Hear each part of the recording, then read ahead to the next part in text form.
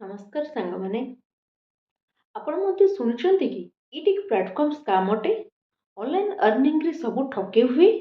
ଏଥିରେ ଟଙ୍କା ଲଗାଇଲେ ସବୁ କ'ଣ ବୁଡ଼ିଯାଏ।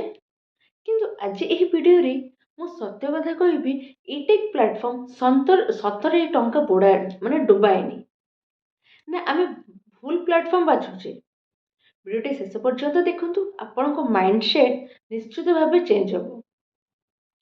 ଇଟିକ୍ ପ୍ଲାଟଫର୍ମ କ'ଣ? ସମସ୍ତଙ୍କ ମନରେ ଆସୁଥିବ କି ଇଟିକ୍ ପ୍ଲାଟଫର୍ମଟା କ'ଣ?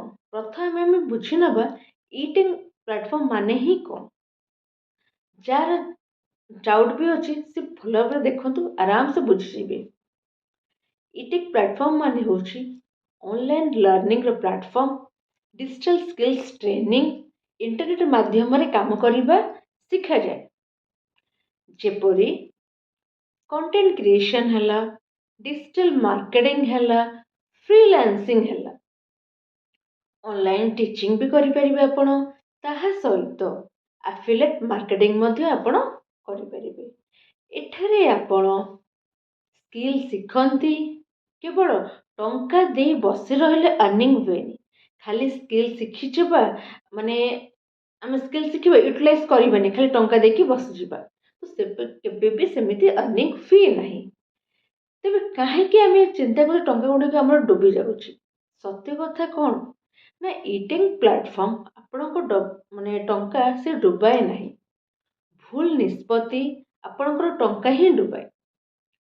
माने देखो किसी साधारण भूल देखा, जो भूल जो आमे भावु जे इटेक प्लाटफर्म आम टंका डुबे दिए ना। सर्टकट मैनुअल माने जो लोक मैंने सर्टकट्र मेन्टालीटी था कि 7 दिन में 50,000 टंका हो कम न करी अर्निंग करवा, यही माइंडसेट रे जे जाए से निश्चित ठकारे पड़े। रिसर्च करी जॉइनिंग करवा कंपनी रे, कंपनी लीगल कि इलीगल फर्स्ट जानवा दरकार। ट्रेनर आम से जेन्युइन अच्छा से जिस भी जानवा दरकार। ताहा सहित आम रिव्यू गुड़ा भी देखा दरकार। यह जो मैंने चेक न करके जॉइनिंग करती से माने ठकेईरे शिकार हुआ। तेबे स्किल शिखी काम न करवा, कोर्स किनी रखीदबा, वीडियो देखी एक्शन नवा, तेबे अर्निंग हम केमिति? सत्य कौन ना, इटिक प्लाटफर्म कहा काम करे ना, इटेक प्लाटफर्म से मानक पई काम करे जो माने स्किल शिखिबा को चाहती, जो माने पैसेंस रखती, जो माने डेली प्रैक्टिस करती, जो माने लर्निंग कला पर ताको इम्प्लीमेंट करती। जेमिति गोटे हाउसवाइफ मोबाइल रू से कंटेंट क्रिएशन शिखिला, बा गोटे स्टूडेंट से तार फ्रीलांसिंग आरंभ कला। से माने कौन कर जो जिनस शिखिले ताको इम्प्लीमेंट करवा दरकार। जदि शिखिबे किछि इम्प्लीमेंट करेंगे ताले कौन इनकम हम कि किछि भी हेनी।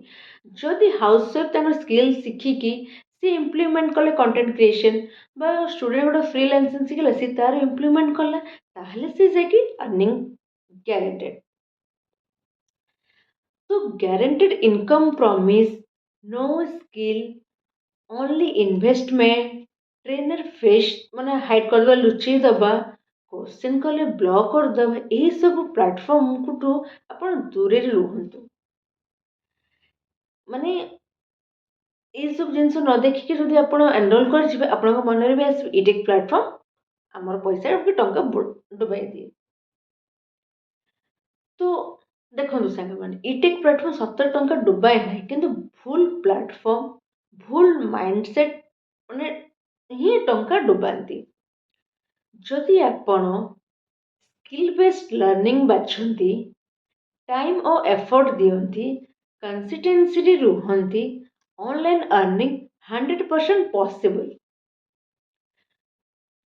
जदि देखु आपण किसी भी माने कंसिस्टेंसी मैटर करेंगे, लर्निंग शिखी भी लेनी, ताहले खाली माने कोर्स किनीदेवे आपण रखीदेवे, कौन आपण अर्निंग हम कि हेनी। तो आपण मन से चिंता ही आसो, मो टंका बुड़ीगला। ବୁଝିପାରିଲେ?